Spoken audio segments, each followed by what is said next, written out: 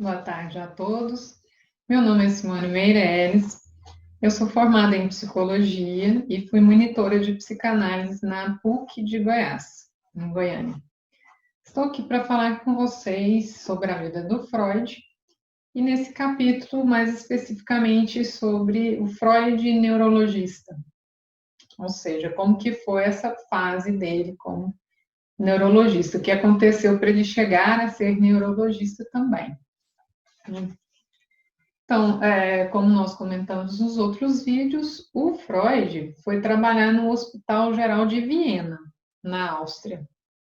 Isso equivale hoje como se fosse a residência, que a pessoa vai pegar a prática, né? O médico vai pegar a prática depois de ter feito a parte teórica. Então, Freud estava trabalhando nessa época, então, de 1883 a 1897, esse capítulo de hoje. Então, o Freud estava lá no Hospital Geral de Viena e ele estava trabalhando com Meinert, né, que era o chefe dele nessa época lá. E o Freud, então, né, nessa fase que estava com o Meinert, ainda não era neurologista, ele tinha um foco, começou a ter um interesse e um foco na psicopatologia, né? Primeiro ele foi para o lado neurológico para ver a parte orgânica, né, do cérebro, da medula. Ele já fazia isso no microscópio, pesquisando anatomicamente os neurônios. Né? Então ele estava com Maynard e começou a entrar nessa parte de patologia, neuropatologia, e em seguida que ele vai entrar com as psicopatologias e entra na área de psicanálise propriamente dita. Então, o Freud estava num dilema nessa época, como os estudantes de medicina devem ter também, né? Ele não sabia se iria para a clínica geral, virar um médico generalista, né? Clínico geral, ou se ele fazia especialização em neurologia. E aí, então, por que ele estava dividido? Como a gente viu, o grande desafio do Freud nessa época é que ele queria casar com a Marta, né? Então ele precisava de dinheiro. E a Marta estava no interior, que a mãe dela mudou com a família para o interior. E ele ficou 4 anos no noivado, ia lá, encontrava com ela de vez em quando, e queria ficar junto dela, né? Então, o que veio na cabeça dele? Se eu especializar em neurologia, eu vou ter que ficar em Viena, eu vou ficar preso em Viena. E se eu for para uma clínica geral, eu tenho mais mobilidade. Tipo, aí eu poderia até arrancar dente, cuidar de uma perna quebrada, né, fazer um parto, é o que ele pensava assim na época. E ficar perto da Marta, ou seja, como é generalista, ele podia ir para o interior. Segundo ele queria também para a Inglaterra, ir para a América. Segundo ele, se ele fosse generalista, ele podia até para a Lua. Então ele ficou dividido. Aí o que ele fez? Ele foi atrás do Breuer, que era um grande amigo dele, com quem ele começou a fundar os primórdios da psicanálise. Então o Breuer era meio um pai assim para ele também. E ele falou: Breuer, o que eu faço, né? Eu vou qual dos dois que eu escolho? Aí o Breuer orientou ele. Na época era muito difícil você ser professor, porque tinha que os professores antigos morrerem para poder ter uma vaga. E nessa época teve um professor que morreu, Weiss, que chamava, né? E aí o Breuer falou assim: olha, o Freud faz os dois, fica atento, né? E vê qual dos dois faz os dois, né? E vê o que vai acontecer. E aí ele aceitou, né? Ele aceitou. E no outro dia que ele falou com o Breuer, ele já foi no hospital e fez algumas mudanças. A primeira, ele se candidatou a uma vaga, estava na lista de espera ainda, era uma vaga para trabalhar com doenças nervosas e do fígado. E transferiu o setor onde ele estava para a enfermaria para tratar pessoas doentes com sífilis.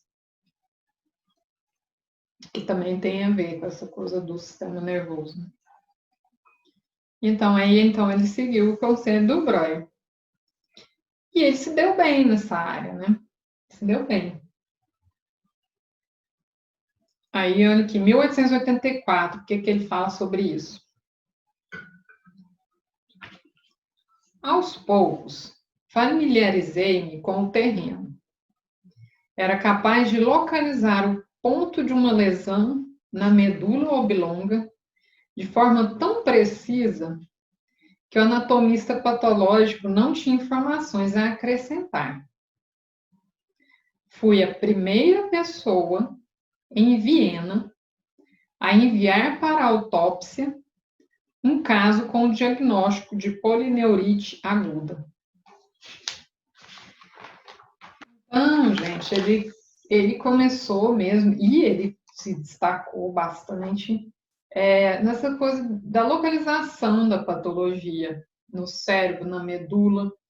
Então, não vou entrar em termos muito técnicos de neurologia, não, mas ele começou a se destacar tanto que quando ia para a autópsia, né, alguma morte por isso, ele já tinha praticamente dado diagnóstico e a pessoa, né, a pessoa da autópsia nem tinha nada a acrescentar. Então ele se deu bem, né? Publicou três trabalhos sobre isso. Então, ele acompanhando os doentes lá no hospital de Viena e ia publicando esses artigos, né? Por exemplo, essas 3 publicações. Uma foi um caso de hemorragia na meninge. Era um sapateiro de 16 anos que deu entrada com sangramento na gengiva e depois começou a ter outros sintomas, vômito, aí começou a aumentar os sintomas, né, para outros, e o Freud fez o diagnóstico e publicou esse caso. O segundo foi endocardite com pneumonia e neurite aguda múltipla. Foi um paciente lá, esse paciente acabou morrendo. E o outro caso foi siringomielia. Cada nome. O que é a siringomielia? É atrofia muscular com alterações sensórias. Então, foi um tecelão de 36 anos. E ele foi fazendo esses diagnósticos dessas patologias do sistema nervoso. E aí, até então, que ele trabalhava com o Maynard, que o Maynard era a parte psiquiátrica lá, a parte das patologias, né? Aí, só que eles romperam depois, o Freud e o Maynard. E por que isso aconteceu? O Freud começou, o jovem Freud, né, começou a se destacar bastante na termos da anatomia cerebral, anatomia do sistema nervoso. E o Maynard, ele parece que não acompanhou, não estava acompanhando esse ritmo dessas novas descobertas, né, que o Freud estava fazendo. E então, ele comentou com o Freud de dividir, né, a cadeira dele, por exemplo, em vez dele cuidar da parte de anatomia e da parte clínica, né, ele pegou e falou, não, Freud, você fica com essa parte de anatomia, eu fico com outra parte. Então, a princípio, a gente pensa que é uma coisa boa, mas o Freud não gostou muito, não. Aí, o que ele colocou? E o Ernest Jones ainda fala, ó, talvez pode ter sido alguma certa inveja do jovem Freud que estava se destacando na anatomia, né? Então, é o Freud falando. Certo dia, Meinert, que me dera acesso também ao laboratório, propôs que eu, em definitivo, me dedicasse à anatomia do cérebro. Prometeu ceder-me suas aulas, na medida em que achava que estava muito velho para lidar com métodos mais novos. Declinei disso. Não quis. Alarmado diante da magnitude da tarefa. É possível também que eu já tivesse percebido que esse grande homem não era de forma alguma tão gentilmente predisposto em relação a mim. O Freud tem uns eufemismos, né? Em vez de falar, ele me odeia, não, ele não está tão predisposto em relação a mim. Então, ele não gostou. Então, de alguma forma, eles começaram a se afastar nesse ponto aí. E aí, também, né, segundo Ernest Jones, o Freud já tinha feito uma decisão de largar a vida acadêmica, que, como eu falei, às vezes você esperava o professor ter que morrer para poder substituir. Isso quando era o sucessor, que você fosse o sucessor logo depois, já demorava. Imagina se tivesse outras pessoas antes de você para herdar essa cadeira, né? E também se pagava mal e tudo. Então, ele já tinha abandonado essa questão. Aí vem o professor e oferece para ele, né, as partes de anatomia. Aí ele não quis, não. Não quis, não. E também era difícil, né, você substituir, chegar nesse ponto. Aí o Freud, aí o Ernest Jones escreveu, né, gato escaldado tem medo de água fria. Tipo, ele teve essa tentação já, né, de ficar esperando a vaga, de tentar, mas ele já tinha desistido. Então, ele não aceitou a proposta do Maynard.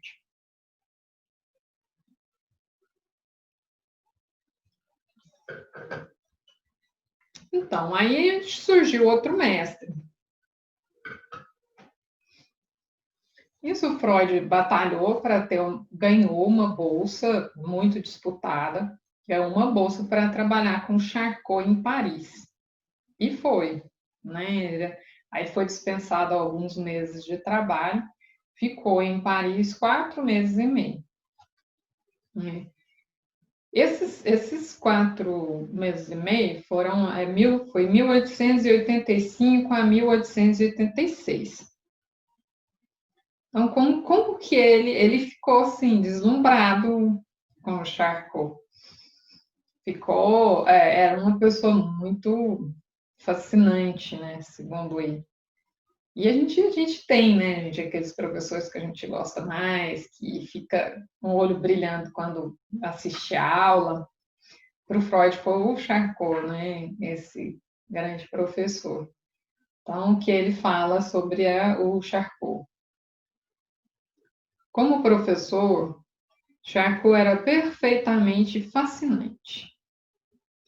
Cada uma de suas aulas era uma pequena obra-prima de construção e composição, perfeita em estilo, e tão impressionante que as palavras ditas ecoavam nos ouvidos das pessoas, e o assunto demonstrado permanecia perante os olhos das pessoas pelo resto do dia. Então, é uma figura muito marcante. Para o Freud, acho que para todos lá na época, né? Então, diz que o Charcot era muito prático, né? Teve alguém que interrompeu uma aula dele, né? Falou assim, isso não pode ser dessa forma, contradiz a teoria de Young-Reynolds. Aí o Charcot olhou e falou, olha, a teoria é muito boa, mas não impede de que os fatos existam. Então, que resposta, né, gente? Ele era muito prático. Então, e o Ernest Jones, que jeito que o Ernest Jones descreve o Charcot? Charcot encontrava-se no zênite da fama. Antes e depois dele, ninguém dominava de tal forma o mundo da neurologia. Ser seu aluno constituía um passaporte para a notoriedade. A Salpêtrière, que é o hospital onde o Charcot, né, ministrava as conferências dele, a Salpêtrière podia muito bem ser tida como a meca dos neurologistas. Então, a gente estava no boom, né? Na época, estava na crista da onda. Ele era uma grande personalidade. afável, benévolo, espirituoso, mas dominante, por sua preeminência inata. Então, ele era exigente também, né? E o Freud falava que tinha uma magia, né? A voz dele irradiava parecendo uma certa magia. E imagino que, porque nessas aulas que o Freud foi aprendendo hipnose, né? Que era um método que eles faziam, aplicavam nas histéricas da Salpêtrière. Então, eu imagino que, nossa, o Charcot já estava hipnotizando o Freud, né, de tão bom que ele era, né? Bastava a presença física, né, e as aulas. Então, aí o Freud falou que ele tinha uma franqueza, cortês, educado, né? E uma prontidão e lealdade com os alunos. Foi recebido, né, pelo Charcot, só que ele não fazia parte ainda não chegou tão perto do Charcot, né, mais pessoalmente, né, e durante as aulas. E aí, o que ele fez? Ele pegou um certo dia, ele escutou uma conversa que o Charcot estava comentando que ele estava com uma nova conferência para ser traduzida para o alemão. E o tradutor dele, ele não tinha notícias do tradutor. E aí que ele ficaria muito satisfeito se ele arrumasse uma pessoa para traduzir isso no lugar dele. Aí o Freud já tinha feito algumas traduções, tradução para o John Stuart Mill, que era um filósofo. Aí na hora o Freud escreveu para ele, se prontificou. O Sr. Charcot, eu posso fazer essa tradução para você.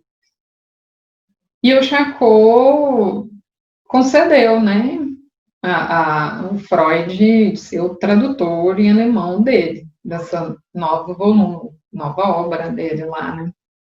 E aí por isso, o Freud entrou no círculo de amigos, né, mais íntimos do Charcot. Ele pôde se aproximar mais por causa disso. Mas, se não me engano, acho que ele traduziu os 3 volumes de Charcot. E aí, então, nessa época, como eu falei, o grande início, né, do Freud na psicopatologia foi com Charcot e foram com as histéricas. O que eram as histéricas nessa época? Eram as mulheres que tinham sintomas no corpo. Então, era assim, às vezes tinha uma paralisia, só que era uma cegueira, mas tudo psicossomático, porque não tinha nada, se fosse fazer exames, né, para ver patologia orgânica, não tinha. Então, às vezes, elas paralisavam o músculo só metade dele. Tipo, se fosse ver organicamente, teria que paralisar ele todo. Então, eram coisas que não tinham resposta, porque eles só dominavam a parte orgânica, só a parte biológica. Então, era um mistério, né, que as histéricas tinham, e às vezes elas até era algo de preconceito, né, podia falar que era fingimento, porque se não tinha nada no exame, então era fingimento. Então, foi um grande mistério. Né, e para tratar essas histéricas, eles começaram a usar a hipnose, né, e aí viram que a hipnose podia produzir sintomas e também reduzi-los. Então, o início, né, do Freud foi com o tratamento das histéricas via Charcot. E aí vou mostrar, se vocês viram aí, né, nas imagens desse vídeo, um quadro que é uma pintura, que é interessante, que eu vou comentar sobre ela, que é uma conferência do Charcot, uma aula do Charcot com seus assistentes, com seus alunos, na Salpêtrière, onde tem uma paciente histérica, né, que está sendo apoiada pelo braço, pela cintura, né, ela estava meio inconsciente, semiconsciente, né, no estado meio hipnótico. E então essa gravura, né, litografia, imagem, o Freud levou com ele essa gravura, né, depois que ele saiu de Paris. E a filha mais velha dele comenta, depois aqui no livro do Ernest Jones, comenta sobre esse quadro. Diz que ela era pequenininha e achava o quadro muito interessante e perguntava para o Freud. Perguntava para ele assim, pai, que essa paciente tem, essa do quadro? Aí ele respondia, certo, ela era muito pequena, não ia entender, ele respondeu para ela que era, não, minha filha, essa paciente está com a cintura, com a roupa muito apertada na cintura, por isso que ela está assim, nessa pose aí. Aí ele ainda ensinava, ó, isso quer dizer, né, uma lição para não apertar demais a cintura dela, né? Mas o que impressionou a filha dele porque ela disse que quando via os olhos do Freud, né, olhando para o quadro, via vida, né? Ela falou assim, ele devia ter tido bons momentos, né? Momentos felizes para ver dessa forma, né? Com esses olhos, o quadro. Então, ela disse que o quadro impressionava muito ela quando pequena. Então, a Salpêtrière, que é o hospital, né, onde isso acontecia, o Freud começou a pesquisar, fazer pesquisas também, ele fazia isso em Viena, de laboratório, pesquisar o cérebro, a anatomia do cérebro, essas pesquisas, né, mais teóricas e que ele já fazia, e só que chegou um ponto que ele depois parou com isso e foi para a clínica. Foi só clinicar, que era o objetivo dele, porque ele queria casar com a Marta, e o mais rápido possível, o caminho mais fácil para ele poder ganhar dinheiro para isso era a clínica, né? Então, ele largou essa parte anatômica de pesquisa e foi para a clínica. Então, esse capítulo ele traz mais ou menos 20 anos das realizações do Freud na investigação do sistema nervoso, né? Então, separei alguns tópicos aqui, como se fosse um resumo, né? O que ele descobriu nesse período, né? Desde o Hospital de Viena e também na Salpêtrière, em Paris, até ele se tornar um neurologista, que mais ou menos com 35 anos de idade, ele já se firmava, não como estudante, mas agora como um neurologista, né? De peso. E então, o que eu enumerei, né? Algumas coisas aqui. Então, primeiro, ele pesquisou a coluna espinhal de um peixe inferior, que é um peixe, depois também ele pesquisou enguias, né? Que para tentar entender depois como era o sistema nervoso dos animais superiores, né? E era tudo no microscópio, essas coisas assim. Então, ele também descobriu uma substância que melhorava a visualização dos feixes nervosos no microscópio, que era o cloreto de ouro. Isso foi uma das descobertas dele. Dentro desse período que ele mexia com o microscópio, foi uma das mais relevantes. Né? O estudo sobre o lagostim, também no microscópio, como se fosse uma espécie de lagosta, que é tudo o sistema nervoso que ele está pesquisando. Que aí criou, isso aí deu base para ele desenvolver depois a teoria dos neurônios. Que lá no neurônio nem tinha esse nome ainda, gente, você viu tanto que era ainda primário, né? As descobertas ainda estavam começando. O estudo sobre a medula oblonga, que é uma parte da medula espinhal, que ele também fez. o estudo sobre a cocaína, que ele viu que a cocaína tinha propriedades anestésicas, né, no emprego clínico, que aí a gente viu, né, que isso foi por um lado bom, porque ele deu um start para uma outra pessoa descobrir a propriedade anestésica da cocaína nas cirurgias oftalmológicas, né, dos olhos.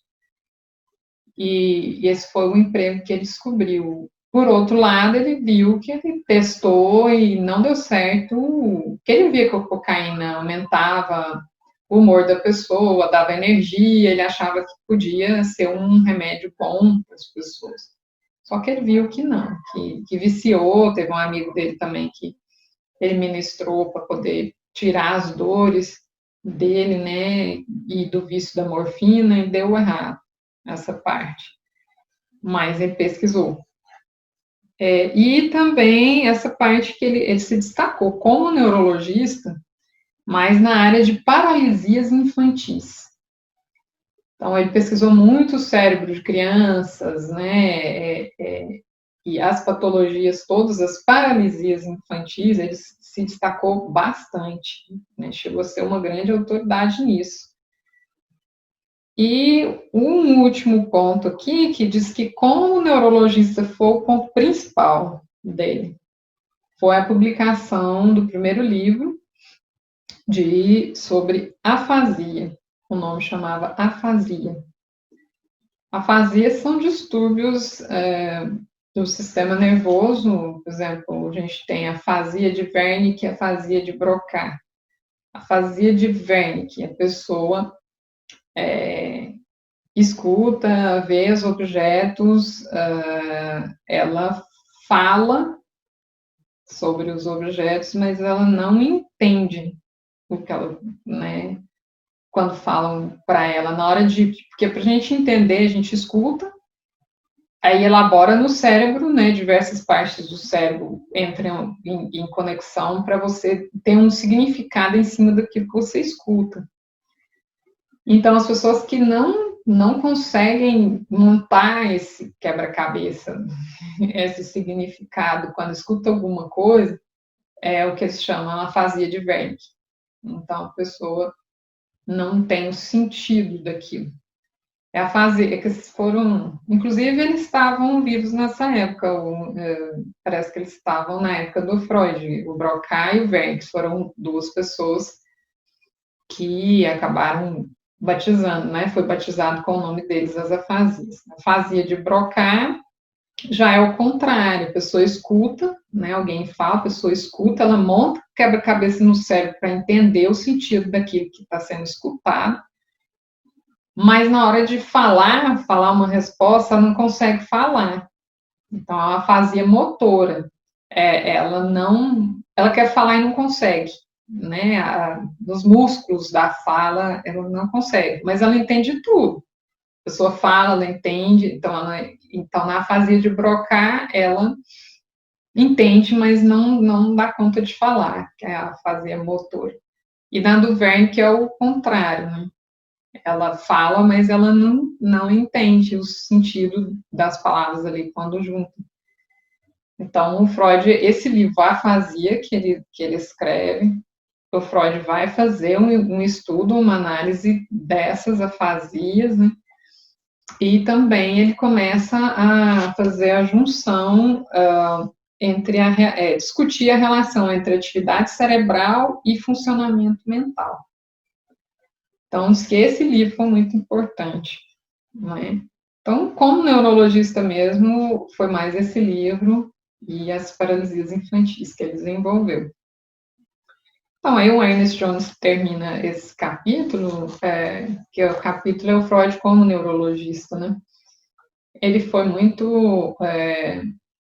ele era muito preciso na hora de localizar as patologias no cérebro, no sistema nervoso, fez diversas pesquisas, e ele falou assim, se não fosse questão do livro, da afasia e tudo, que foi onde ele mais se destacou, a gente podia dizer que ele foi neurologista cuidadoso, ao que ele fala, né? Todo esse trabalho teria colocado Freud como neurologista de primeira linha, trabalhador operoso, um pensador rigoroso, mas, com exceção talvez sobre o livro de afasia, pouco havia que predissesse a existência de um gênio. Então, na neurologia em si, ele era bom, mas ele não foi um gênio, não é? O gênio mesmo, ele foi desenvolver depois dessa parte, né? Depois que ele saiu da Salpêtrière, publicou diversos trabalhos sobre a histeria e foi descobrir o que tinha por trás desses grandes mistérios da mente, né? Depois criou a psicanálise. Então, esse foi o nosso tema de hoje, o Freud como neurologista, e até a próxima.